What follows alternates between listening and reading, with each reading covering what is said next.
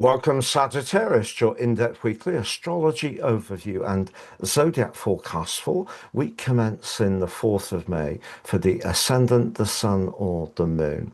Going to share the big themes of the week ahead first, then on screen your adventure on Monday. Always provides an influential backdrop. I'll then go through each of the influences frame by frame to give you a clear picture by the end of the video in terms of your energy, work, relationships, and finances. I'm astrologer Patrick Arundel. A very warm welcome. If you've yet to subscribe to my channel, please do so now to help it to continue to thrive. But please also click or tap the bell notification symbol.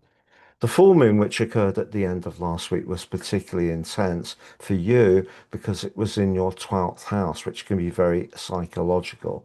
So if you felt drained as last week came to a close, or even as we're going into this new week, it wouldn't be a surprise. But how you think and your ideas may be part of what you can change this week.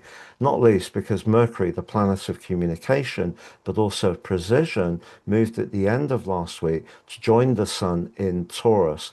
So if you are wanting to get fitter or more active or catch up on any appointments, do know that right through to the 21st of May, particularly, there's going to be a lot of extra support to make that happen. But on the screen now is your event chart. Your ruler Jupiter is in a square with Mars at the start of this week. There's someone you're really attracted to at the moment, perhaps even irresistibly. Your enthusiasm for that can be palpable. But will you try a little too hard? Well, what can help you to not do that, Sagittarius, is Saturn, the planet of resistance, in your fifth house of romance, in a very steady eddy link to Venus, the relator. So you should get a good balance if you're drawn to someone. But you may still be dealing with that physical load or your work or just balancing the amount of vitality you have. Just don't underestimate that some of that could come from worry or from a more psychological route. There's nothing wrong with that. We all have that at times. Fortunately, the moon's in your own sign at the start of this week and in a bubbly opposition with Venus. So it's a great counterpoint to all that heaviness. But then by Wednesday, Mercury moves forwards and links back to Pluto. And that can create a lot of tension.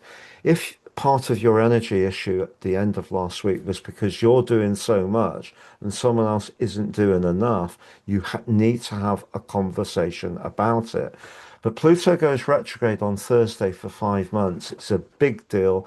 I've done a deep dive special on it, which I really feel would be good for you to check out. But essentially, you're going to review a lot of things that you've been working on or thinking about over the last couple of years, but in a very deep way. I'm going to summarize those four areas of energy, work, relationships, and finances next. But just to say, I've slashed the price on my personal horoscope reports. Three for the price of one now. You get your life roadmap report, helps us to understand the patterns that are played out in our lives so far, but get a more intimate understanding of how to work with the energies better future forwards. Three, your 12 months transit forecast, but also your draconic soul analysis. I'm doing this because I've been doing astrology for 30 years. Natal astrology gives us so much more insight to understanding how to work with the challenges we face in this life journey. Please see below for more.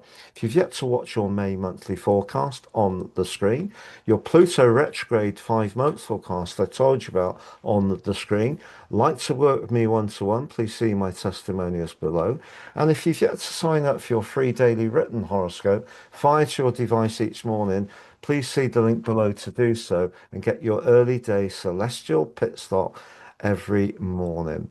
So, to summarize, when it comes to your work, if you're in an environment where you're doing a lot but not necessarily feeling appreciated, there may be more to think about. But if you do decide to have a change, as the month goes on, opportunities can come your way. If you really fancy someone at the moment, there's a strong balance between desire, passion, and action, but also keeping yourself quite grounded. When it comes to your neat energy, I think the full moon may have thrown up some insights on things that you might need to change. Even changing five things by 5% is a 25% shift in terms of diet, nutrition, exercise, sleep. Do think about that carefully this week. As far as your romantic situation is concerned, if you're single, the fact that Venus and Uranus continue in your seventh house is very, very exciting for you. But I think that you need to take the initiative. But Mars in Aries certainly gives you a lot of encouragement in that regard.